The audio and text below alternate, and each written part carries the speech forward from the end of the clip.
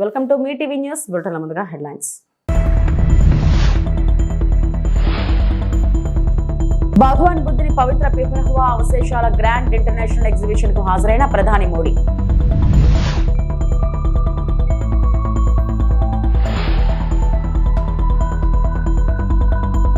కొండగట్టు ఆంజనేయ స్వామిని దర్శించుకున్న ఏపీ ఉప ముఖ్యమంత్రి పవన్ కళ్యాణ్.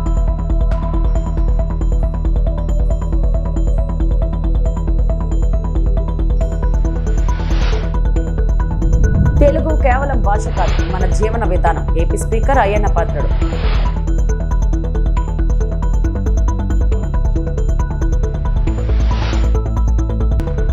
తిరుపతి గోవిందరాజస్వామి ఆలయంలో భద్రతా వైఫల్యం.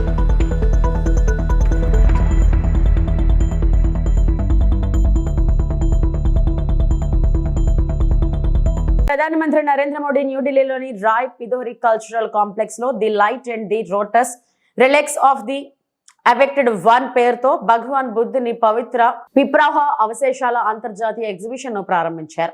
1 శతాబ్దానికి పైగా తర్వాత స్వదేశానికి తిరిగి వచ్చిన ఈ అవశేషాలను national museum, New Delhi Indian museum లో భద్రపరిచిన అసలు అవశేషాలు మరియు పురావస్తు సామగ్రితో కలిసి మొదటిసారిగా ప్రజలకు ప్రదర్శిస్తున్నారు. 1898లో కనుగొనబడిన పిప్రాహ్వా అవశేషాలు ప్రారంభ బౌద్ధ చరిత్రలో అత్యంత ప్రాముఖ్యమైనవిగా పరిగణించబడుతున్నాయి.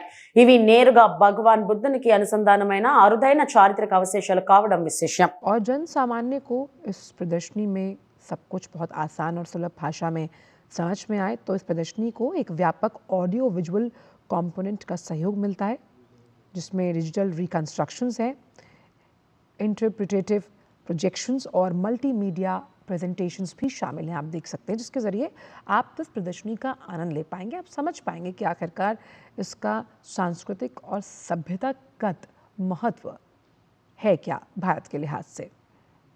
भगवान बुद्ध के इस अंतर्राष्ट्रीय प्रदर्शनी का अवलोकन किया गया है और जहाँ जिन पांडुलिपियों का हमने जिक्र किया, इसमें एक अखंड पत्थर का संदूक है जिसमें बहुमूल्य रत्न और आभूषण भी पाए गए हैं। तो बहुत समुदाय, जो तमाम समुदाय के लोग हैं, उनके समर्थन से ये अवशेष स्वदेश लौटे हैं।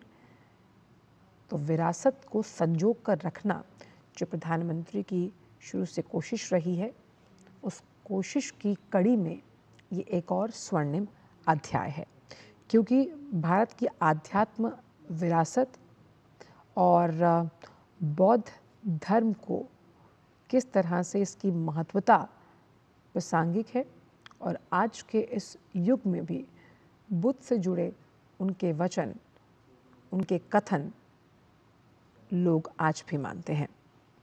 तो भारत अपनी सभ्यता विरासत को संरक्षित तो कर ही रहा है, वहीं दुनिया के साथ साझा करने की अपनी इस अटूट प्रतिबद्धता को भी दर्शाता है। तो इन कलाकृतियों की सफल वापसी हुई है, जिसमें मूर्तियाँ, पांडुलिपियाँ और अनुष्ठानिक वस्तुएं हैं और प्रधानमंत्री ने इसका अवलोकन किया। और 1898 की जब हम बात करते हैं तो खुदाई से जो प्राप्त ये अवशेष हुए, इसमें कई ऐसे प्रमाण मिले जो बुद्ध से जुड़े हुए हैं। और आज का दिन इस विरासत को देखने के लिए भी प्रधानमंत्री ने आह्वान किया है, जिसमें पिपरवा के प्रमाणिक अवशेष साफ तौर पर दृष्टव्य हैं।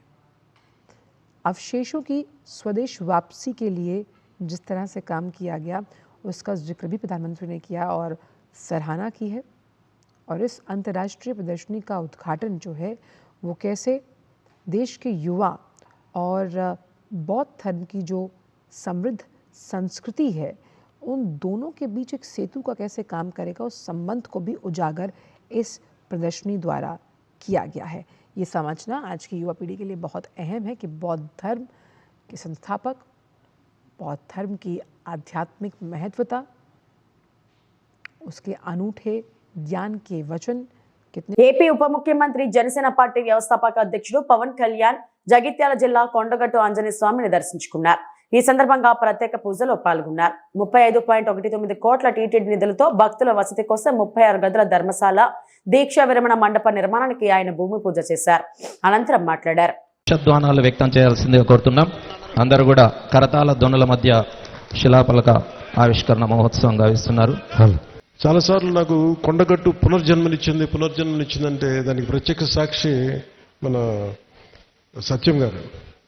సో నాకున్న సన్నిహితులు, స్నేహితులు అందరూ ఉండే మధ్యలో మేము ఇక్కడికి వచ్చి శ్రవణ్ కానీ మేము అందరూ వచ్చి ఇక్కడికి వచ్చినప్పుడు యాక్సిడెంట్ అయితే హైటెన్షన్ వైర్ తగిలేదు. ఎలా మిస్ అయింది, ఎలా బతుకుని నాకు ఈ రోజుకి తెలియదు. అందుకే నాకు కొండగట్టు ఆంజనేయ స్వామి మీద నాకు అపారమైన భక్తి, అపారమైన గౌరవం, అపారమైన కృతజ్ఞత. ఈరోజు అర్చక ప్రముఖులు కోరుకున్నారు, మాకు ఇక్కడ ఒక దీక్షా విరమణకి శాస్త్రం మనకి ఏదైనా చౌల్ట్రీ ఏదైనా కావాలి, దీనికి ఏదైనా చేయమంటే నేను ఆ రోజు విన్నాను. కానీ అదృష్టవశాత్తు స్వామివారి కటాక్షం, ఆశీస్సులు, అక్కడ కూటమి ప్రభుత్వం రావటం, నారా చంద్రబాబు నాయుడు గారి నాయకత్వంలో మేమందరం కలిసి పనిచేయటం, గౌరవ ప్రధానమంత్రి మోదీ గారి సహకారం, మేమందరం కలిసి పనిచేయటం అంటే ఇంతమంది కలిసి నా ఆశీస్సులు మేము ఏ విధంగా రుణం తీర్చుకోవాలని అనడానికి ఈ రోజున మనం ఈ కార్యక్రమాన్ని మనం చూస్తూ ఉన్నాం. అలాగే దీనికి ప్రత్యేకించి సహకరించిన టీటీడీ సభ్యులు, తెలంగాణ నాయకులు, మనకి మహేందర్ రెడ్డి గారు కానీ, అలాగే యాదాద్రి ఆర్కిటెక్ట్ బోరుగాపు ఆనంద్ సాయి గారికి కానీ, ప్రతి టీటీడీ బోర్డు సభ్యులకి, వీళ్ళందరూ కలిసి కట్టుగా కృషి చేసి టీటీడీ చైర్మన్ బిఆర్ నాయుడు గారి దృష్టికి తీసుకుపోయారు. సో వీళ్ళందరూ కూర్చొని సమిష్టిగా చాలా పెద్ద మనసుతోటి, ఎందుకంటే కొన్నిసార్లు బ్యూరోక్రాటిక్ ప్రాసెస్లో అందరికీ మనసు ఉంటుంది కానీ చేయడానికి ఆ పనులు నడవు. నేను ఇది స్వామివారి ఆజ్ఞ, స్వామివారి ఇది వారు కోరుకున్నది భక్తుల కోసం అనుకున్న ఒక బలమైన సంకల్పంతో నేను ముందుకు పట్టుకెళ్ళినప్పటికీ కూడా చాలా పెద్ద మనసుతోటి బోర్డులో టీటీడీ చైర్మన్ బిఆర్ నాయుడు గారి అధ్యక్షతన దీన్ని ఆమోదం చేయటం చాలా వారికి మనస్ఫూర్తిగా మనందరి తరపున వారికి నా కృతజ్ఞతలు తెలియజేస్తున్నాను. దీనికి సహకారం తెలిపిన ఆంధ్రప్రదేశ్ దేవాదాయ శాఖ మంత్రి శ్రీ ఆనం రామనారాయణ రెడ్డి గారికి, తెలుగు కేవలం భాష కాదని మన జీవన విధానమని ఏపీ శాసనసభాపతి అయ్యన్న పాత్రుడు పేర్కొన్నారు. గుంటూరులో 3వ ప్రపంచ తెలుగు మహాసభలు వైభవంగా జరుగుతున్నాయి. ఈ కార్యక్రమానికి అయ్యన్న పాత్రుడు హాజరై మాట్లాడారు. ఒకప్పుడు తల్లులు చందమామ రావే, జాబిల్లి రావే అని పాడుతూ పిల్లలకి గోరుముద్దలు తినిపించేవారు. ఇప్పుడు పిల్లలకు సెల్ ఫోన్ ఇచ్చి అన్నం తినిపిస్తున్నారు. అమ్మ లాలిపాటలో తెలుగు, అమ్మ చెప్పే కథల్లో తెలుగు, తల్లి లాంటి తెలుగు భాష విశిష్టతను మనం పిల్లలకు చెప్పాలి. పల్లెల్లో కూడా ఇప్పుడు తెలుగు కనుమరుగవుతుంది. సంక్రాంతి, ఉగాది తదితర పండుగలకు పునర్వైభవం తీసుకురావాలి. తెలుగు భాష కోసం ఏం చేయాలో సభల్లో చర్చించబడింది. సభలో కార్యాచరణ చూపితే దాన్ని అసెంబ్లీలో తీర్మానం చేయిస్తానని అయ్యన్న అన్నారు. తెలుగు ఒక భాష కాదు, ఒక సంస్కృతి. ఇది అందరూ తెలుసుకోవాల్సిన అవసరం ఉంది. మన పిల్లలకి ఏం చదువుతున్నారో, దేనికి చదువుతున్నారో, మన సాంప్రదాయం ఏంటో, మన పల్లెల్లో పూర్వ సాంప్రదాయం ఏంటి, సంస్కృతి ఏమిటో ఇప్పుడు పిల్లలు ఎవరికి తెలియదు. పూర్వం అమ్మ చందమామ రావే, జాబిల్లి రావే అని చిన్నపిల్లలకి భోజనం పెట్టేవారు. ఏమ్మా నిజమా? తల్లి మీరే చెప్పాలి. మరి ఈవేళ చందమామ పాటలు లేవు, పిల్లలకి సెల్ ఫోన్లు ఇచ్చేసి భోజనం పెడుతున్నారు. భోజనం పెడితే సెల్ ఫోన్లు వస్తే పిల్లలకి సెల్ ఫోన్ చూస్తున్నారు, భోజనం తినిపిస్తున్నారు. అమ్మ ప్రేమే వేరండి. ఇవాళ తెలుగు భాష గురించి మాట్లాడుకుంటున్నాం. తల్లి లాంటి భాష, మన మాతృభాష. దీన్ని అందరం కూడా గౌరవించవలసిన అవసరం ఉంది. మన పిల్లలకి దీన్ని చెప్పవలసిన అవసరం ఉంది. మనం చేస్తాను. తెలుగు కేవలం మాట్లాడే భాష మాత్రమే కాదు. మనందరం తెలుసుకోదంటే మన జీవన విధానం తెలుగు, మన ఆచారాలు తెలుగు, మన సంస్కారం సాంప్రదాయాలు తెలుగు. ఇవన్నీ కూడా మన పిల్లలకు చెప్పాలి. మనం ఆ రోజులు పోయి పల్లెల్లో వాతావరణం మారిపోయింది. అంచేత ఇవన్నీ కూడా మళ్ళీ పూర్వంలాగా ఆ వాతావరణం తీసుకురావాల్సిన అవసరం ఉందని చెప్పి మనం చేస్తున్నాను. అమ్మ చెప్పే లాలిపాటలో తెలుగు ఉంది. మన పిల్లలకు తెలిసండి, అది నీకు తెలుసు. అమ్మ చెప్పే లాలిపాటల్లో తెలుగు ఉందన్నారు. అమ్మ చెప్పే కథల్లో తెలుగు ఉంది. పండగల్లో, పెళ్ళిళ్ళలో, పూజల్లో కూడా తెలుగు ఉంది. అలాగే ఇలా మన ప్రతి సంబరాల్లో కూడా తెలుగు ఉంది. ఇవి సంబరాలన్న మాట వచ్చింది, దాని గురించి చెప్పాలి. పూర్వం సంక్రాంతి వస్తే ఓ పండగ, దసరా వస్తే ఒక పండగ, గ్రామాల్లో శ్రీరామనవమి, ఉగాది ఎంతో సాంప్రదాయంగా మన పెద్దలు చేశారు. కొన్నాళ్ళు జరిగే ఎలాగా ఈవేళ గ్రామాల్లో శ్రీరామనవమి ఎవరైనా చేస్తున్నారండి? ఉగాది పండుగ ఎవరైనా చేస్తున్నారండి? ఇంతకుముందు సంక్రాంతిలో గ్రామాల పల్లెటూరులు వెళ్తే తాడిపెద్దులు రకరకాలుగా వేషాలు వేసుకొని ఒక పండగ వాతావరణం ఉండేది. ఇప్పుడు ఎక్కడైనా కనపడుతున్నాయండి? దాన్ని మళ్ళీ మనం అందరం కలిసి పూర్వ వైభవం మా తెలుగు తీసుకురావాల్సిన అవసరం ఉందని చెప్పి నేను మాట్లాడుతున్నాను. తిరుపతి టీటీడీ శ్రీ గోవిందరాజస్వామి ఆలయంలో భద్రతా వైఫల్యం చోటు చేసుకుంది. ఏకాంత సేవ ముగిసాక ఆలయంలో ఓ వ్యక్తి మద్యం మత్తులో ప్రవేశించాడు. విజిలెన్స్ సిబ్బంది గుర్తించే లోపు ఆలయం గోడ దూకి లోపలికి వచ్చాడు. మహాద్వారం లోపల ఉన్న ఆలయం గోపురం ఎక్కి కలశాలలో లాగే ప్రయత్నం చేశాడు. నిందితుడిని నిజామాబాద్ జిల్లా కుర్మవాడ పెద్ద మల్లారెడ్డి కాలనీకి చెందిన తిరుపతిగా గుర్తించారు. గోపురం పైనుంచి కిందకు దించేందుకు పోలీసులు, ఫైర్ సిబ్బంది 3 గంటలు శ్రమించారు. గోపురానికి నిచ్చెనలు వేసి అతడిని అదుపులోకి తీసుకున్నారు. ఈ ఘటనపై విచారణ తర్వాత అన్ని విషయాలు వెల్లడిస్తామని ఈస్ట్ డీఎస్పీ భక్తవాత్సల్యం తెలిపారు.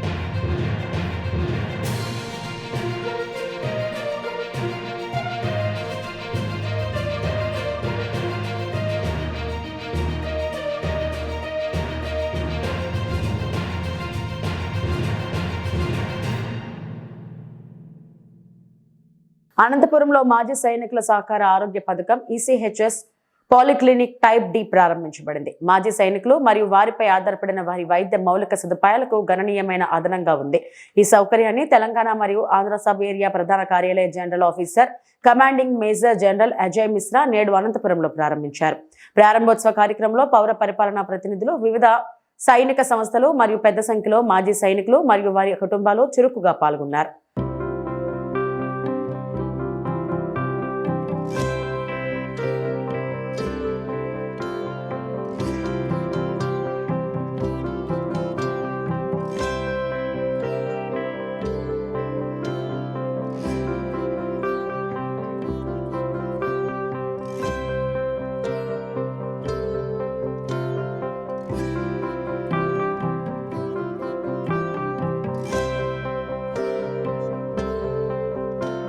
ఈరోజు 3rd జనవరి మన అనంతపురం జిల్లాకు అందరికీ, అనంతపురం సత్యసాయి జిల్లా ఇద్దరికి చాలా శుభకరమైన దినం.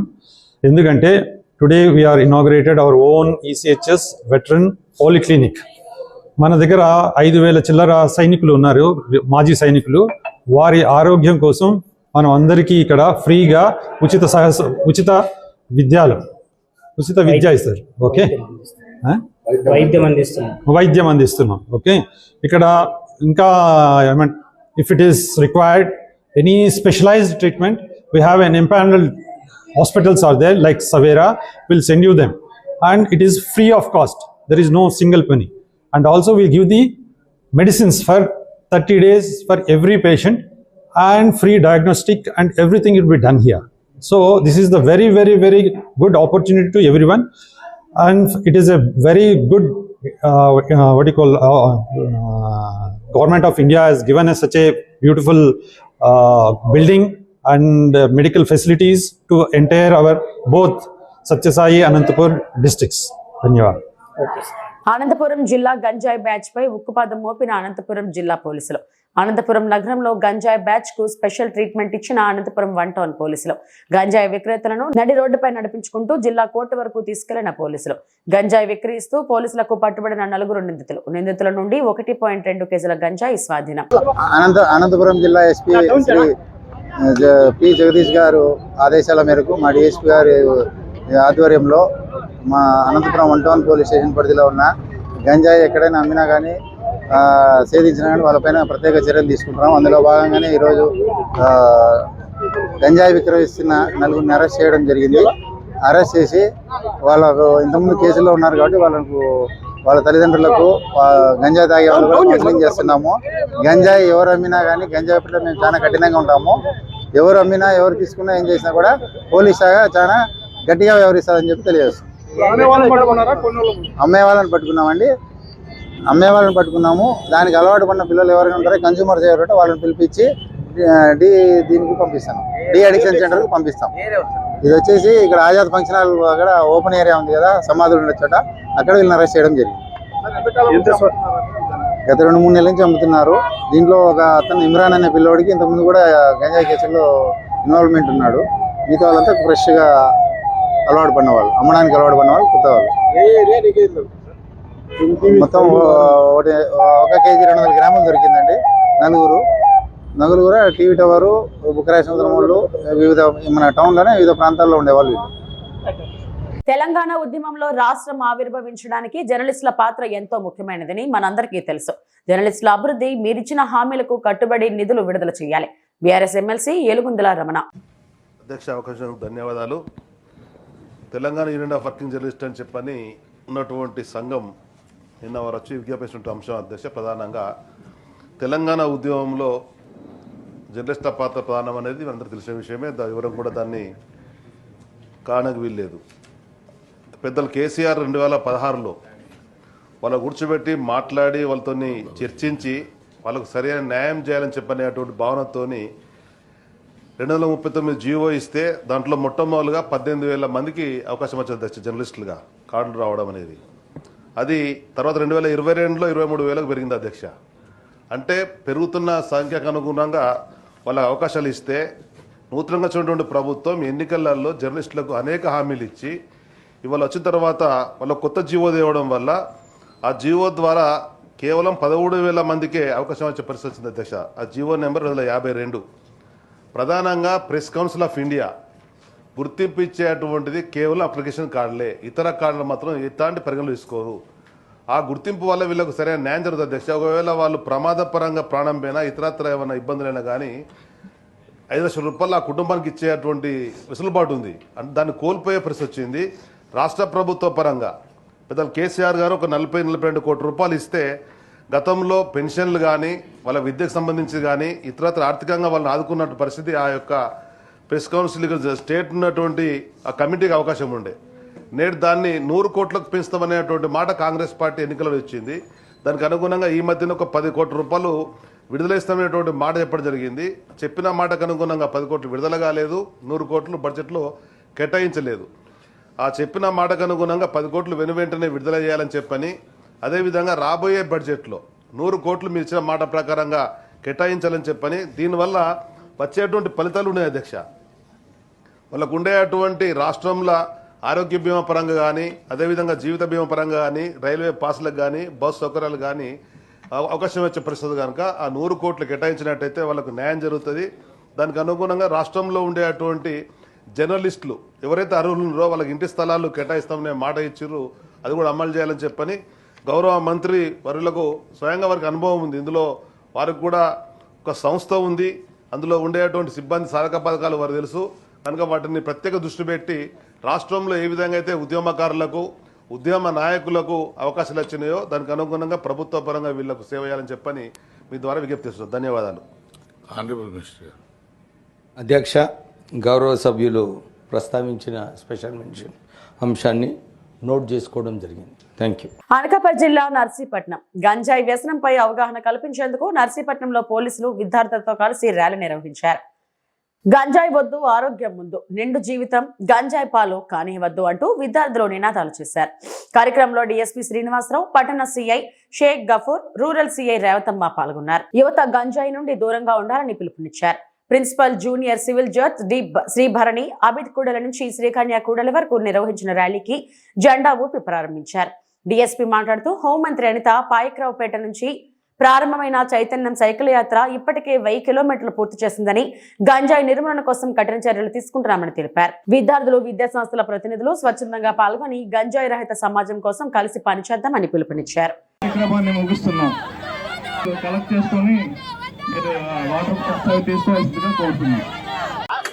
అందరికీ నమస్కారం. ఈ రోజున 3/1/2026 ఈ అభ్యుదయం ప్రోగ్రామ్ అనేది మన గాంజా మీద అవేర్నెస్ ప్రోగ్రామ్స్ కన్క్లూడ్ చేస్తున్నాము. యాక్చువల్గా ఈ ప్రోగ్రాము మన విశాఖపట్నం రేంజ్ డిఐజీ గారు శ్రీ గోపీనాథ్ జట్టి ఐపీఎస్ గారి తాలూకా ఆలోచనలతో మన వైజాగ్ రేంజ్ అంతా కూడా ఈ కార్యక్రమం నిర్వహించడం జరిగింది. పాయకరావుపేటలో 12, 11, 25 ఆ రోజున మన హోమ్ మినిస్టర్ శ్రీమతి వంగలపూడి అనిత మేడం గారు ఈ ప్రోగ్రామ్ని స్టార్ట్ చేశారు. మా పోలీస్ డిపార్ట్మెంట్ వాళ్ళు సైకిల్ యాత్ర స్టార్ట్ చేశారు. ఈ గాంజా మీద వ్యతిరేకంగా పోరాటానికి ఆ రోజు స్టార్ట్ చేయడం జరిగింది.